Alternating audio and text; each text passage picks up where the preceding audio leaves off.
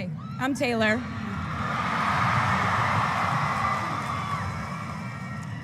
Last time I was in a stadium this size, I was dancing in heels and wearing a glittery leotard. This outfit is much more comfortable.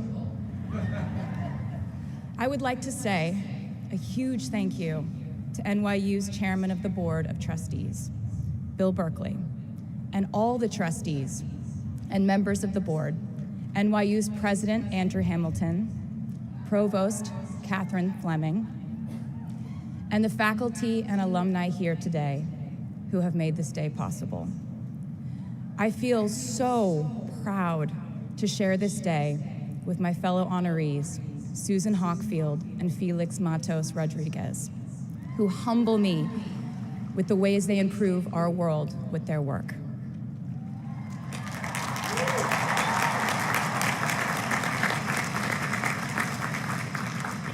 As for me, I'm 90% sure the main reason I'm here is because I have a song called 22.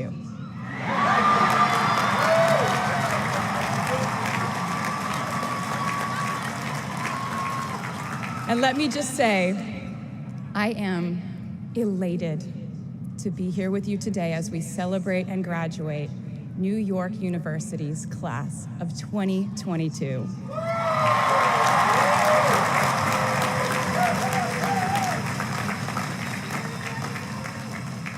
Not a single one of us here today has done it alone. We are each a patchwork quilt of those who have loved us, those who have believed in our futures, those who showed us empathy and kindness, or told us the truth, even when it wasn't easy to hear. Those who told us we could do it when there was absolutely no proof of that. Someone read stories to you and taught you to dream and offered up some moral code of right and wrong for you to try and live by. Someone tried their best to explain every concept in this insanely complex world to the child that was you as you asked a bazillion questions, like, how does the moon work? And why can we eat salad but not grass? And maybe they didn't do it perfectly. No one ever can. Maybe they aren't with us anymore. In that case, I hope you'll remember them today. If they are in this stadium, I hope you'll find your own way to express your gratitude for all the steps and missteps that have led us to this common destination.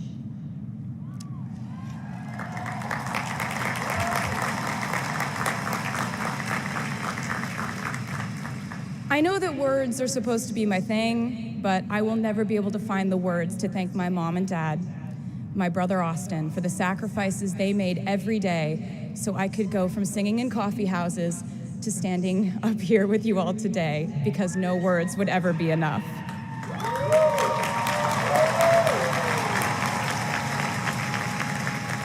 To all the incredible parents, family members, mentors, teachers, allies, friends, and loved ones here today who have supported these students in their pursuit of educational enrichment, let me say to you now, welcome to New York.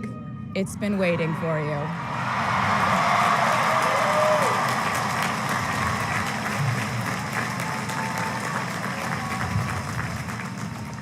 I'd like to thank NYU for making me, technically, on paper at least, a doctor.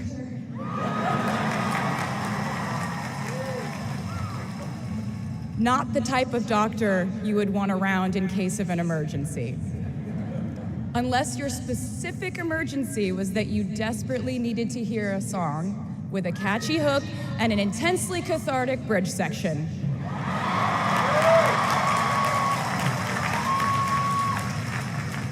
Or if your emergency was that you needed a person who can name over 50 breeds of cats in 1 minute. I never got to have a normal college experience, per se. I went to public high school until 10th grade, and then finished my education doing homeschool work on the floors of airport terminals. Then I went out on the road for radio tour, which sounds incredibly glamorous, but in reality, it consisted of a rental car, motels, and my mom and I pretending to have loud mother-daughter fights with each other during boarding so no one would want the empty seat between us on Southwest. As a kid, I always thought I would go away to college, imagining the posters I would hang on the wall of my freshman dorm. I even set the ending of my music video from my song Love Story at my fantasy imaginary college, where I meet a male model reading a book on the grass, and with one single glance, we realized we had been in love in our past lives. Which is exactly what you guys all experienced at some point in the last 4 years, right?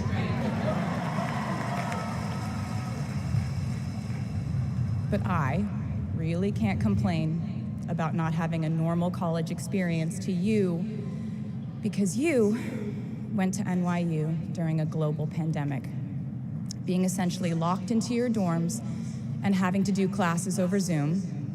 Everyone in college during normal times stresses about test scores, but on top of that, you also had to pass like 1,000 COVID tests. I imagine the idea of a normal college experience was all you wanted too. But in this case, you and I both learned that you don't always get all the things in the bag that you selected from the menu in the delivery service that is life. You get what you get. And as I would like to say to you wholeheartedly, you should be very proud of what you've done with it. Today, you leave New York University and then go out into the world searching what's next. And so will I.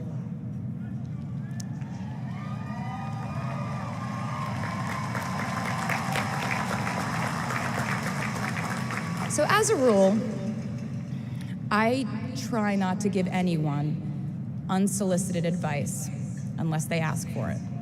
I'll go into this more later. I guess I have been officially solicited in this situation to impart whatever wisdom I might have to tell you things that have helped me so far in my life. Please bear in mind that I in no way feel qualified to tell you what to do. You've worked and struggled and sacrificed and studied and dreamed your way here today. And so you know what you're doing. You'll do things differently than I did them and for different reasons. So I won't tell you what to do because no one likes that. I will, however, give you some life hacks I wish I knew when I was starting out my dreams of a career and navigating life, love, pressure, choices, shame, hope, and friendship.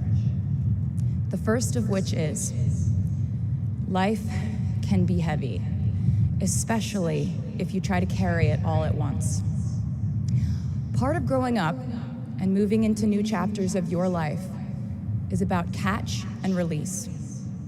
What I mean by that is knowing what things to keep and what things to release.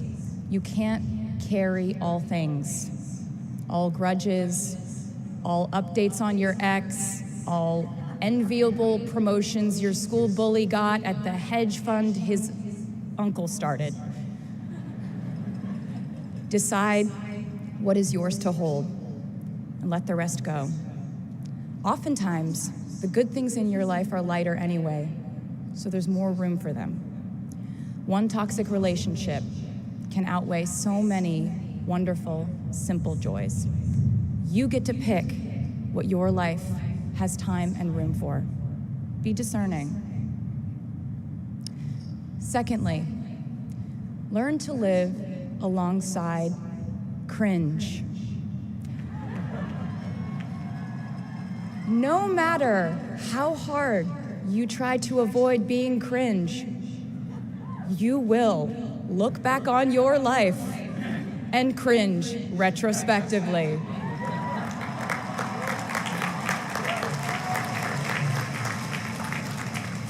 cringe is unavoidable over a lifetime. Even the term cringe might someday be deemed cringe. I promise you, you're probably doing or wearing something right now that you will look back on later and find revolting and hilarious. You can't avoid it, so don't try to.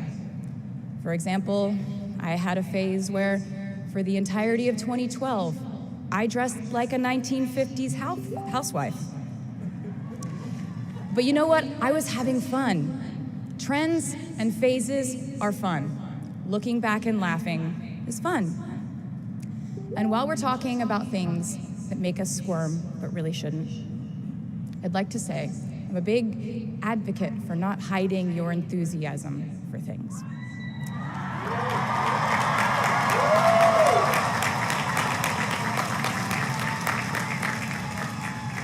It seems to me that there is a false stigma around eagerness in our culture of unbothered ambivalence. This outlook perpetuates the idea that it's not cool to want it. The people who don't try are fundamentally more chic than people who do. And I wouldn't know because I've been a lot of things, but I've never been an expert on chic. But I'm the one who's up here, so you have to listen to me when I say this. Never be ashamed of trying. Effortlessness is a myth.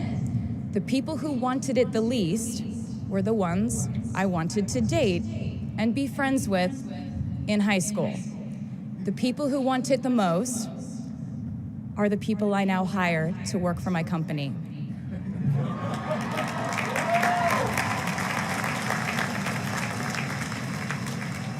I started writing songs when I was 12, and since then, it's been the compass guiding my life, and in turn, my life guided my writing. Everything I do is just an extension of my writing, whether it's directing videos or a short film, creating the visuals for a tour, or standing on a stage performing. Everything is connected by my love of the craft, the thrill of working through ideas and narrowing them down and polishing it all up in the end, editing, waking up in the middle of the night, throwing out the old idea because you just thought of a newer, better one, or a plot device that ties the whole thing together. There's a reason they call it a hook. Sometimes a string of words just ensnares me, and I can't focus on anything until it's been recorded or written down.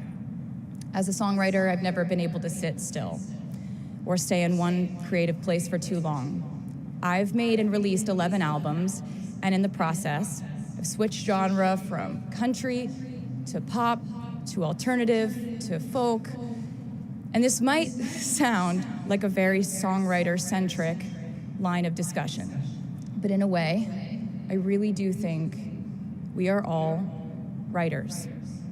And most of us write in a different voice for different situations. You write differently in your Instagram stories than you do your senior thesis. You send a different type of email to your boss than you do your best friend from home. We are all literary chameleons, and I think it's fascinating. It's just a continuation of the idea that we are so many things all the time. And I know it can be really overwhelming figuring out who to be and when, who you are now, and how to act in order to get where you want to go. I have some good news. It's totally up to you. I have some terrifying news. It's totally up to you. I said to you earlier that I don't ever offer advice unless someone asks me for it, and now I'll tell you why. As a person who started my very public career at the age of 15, it came with a price. And that price was years of unsolicited advice. Being the youngest person in every room for over a decade meant that I was constantly being issued warnings from older members of the music industry, media, interviewers, executives, and this advice often presented itself as thinly veiled warnings See, I was a teenager at a time when our society was absolutely obsessed with the idea of having perfect young female role models. It felt like every interview I did included slight barbs by the interviewer about me one day running off the rails. And that meant a different thing to every person who said it to me. So I became a young adult while being fed the message that if I didn't make any mistakes, all the children of America would grow up to be perfect angels. However, if I did slip up, the entire earth would fall off its axis, and it would be entirely my fault, and I would go to pop star jail forever and ever. It was all centered around the idea that mistakes equal failure, and ultimately, the loss of any chance at a happy or rewarding life. This has not been my experience. My experience has been that my mistakes led to the best things in my life. And being embarrassed when you mess up, it's part of the human experience. Getting back up, dusting yourself off, and seeing who still wants to hang out with you afterward and laugh about it, that's a gift. The times I was told no, or wasn't included, wasn't chosen, didn't win, didn't make the cut, looking back, it really feels like those moments were as important, if not more crucial, than the moments I was told yes. Not being invited to the parties and sleepovers in my hometown made me feel hopelessly lonely. But because I felt alone, I would sit in my room and write the songs that would get me a ticket somewhere else.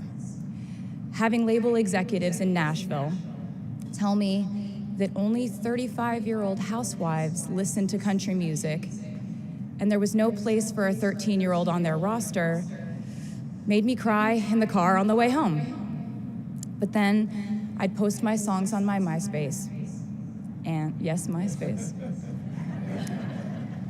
And I would message with other teenagers like me who loved country music, but just didn't have anyone singing from their perspective. Having journalists write in-depth, oftentimes critical pieces about who they perceived me to be made me feel like I was living in some weird simulation. But it also made me look inward to learn about who I actually am. Having the world treat my love life like a spectator sport in which I lose every single game was not a great way to date in my teens and 20s. But it taught me to protect my private life fiercely. Being publicly humiliated over and over again at a young age was excruciatingly painful, but it forced me to devalue the ridiculous notion of minute by minute, ever fluctuating social relevance and likability.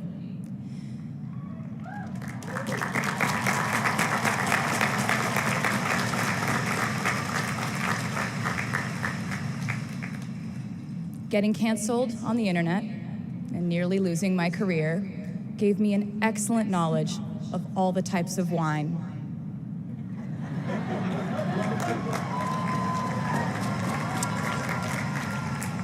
I know I sound like a consummate optimist, but I'm really not.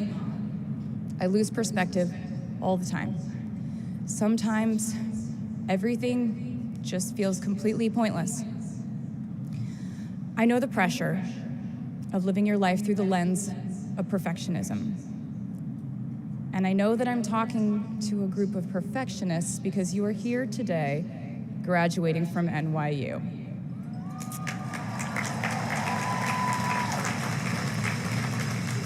So this might be hard for you to hear.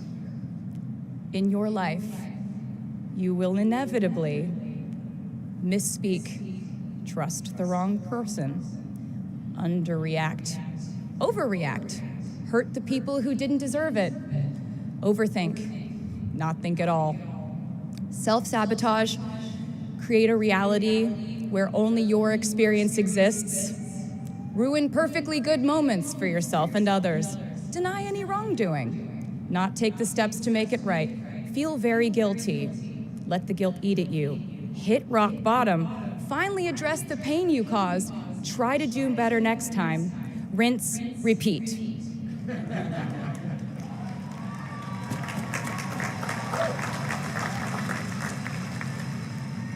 And I'm not gonna lie, these mistakes will cause you to lose things. I'm trying to tell you that losing things doesn't just mean losing. A lot of the time, when we lose things, we gain things too. Now you leave the structure and framework of school and chart your own path. Every choice you make leads to the next choice, which leads to the next, and I know it's hard to know which path to take. There will be times in life where you need to stand up for yourself. Times when the right thing is actually to back down and apologize. Times when the right thing is to fight. Times when the right thing is to turn and run. Times to hold on with all you have. And times to let go with grace. Sometimes the right thing to do is to throw out the old schools of thought in the name of progress and reform. Sometimes the right thing to do is to sit and listen to the wisdom of those who have come before us. How will you know what the right choice is in these crucial moments? You won't. How do I give advice to this many people about their life choices? I won't. The scary news is, you're on your own now. But the cool news is, you're on your own now.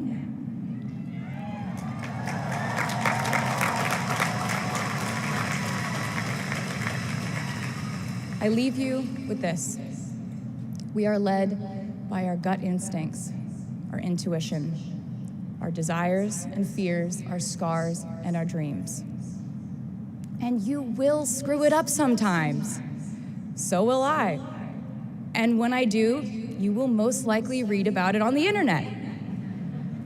Anyway, hard things will happen to us. We will recover. We will learn from it. We will grow more resilient because of it. And as long as we are fortunate enough to be breathing, we will breathe in, breathe through, breathe deep, and breathe out. And I am a doctor now, so I know how breathing works. I hope you know how proud I am to share this day with you. We're doing this together, so let's just keep dancing like we're the class of 22.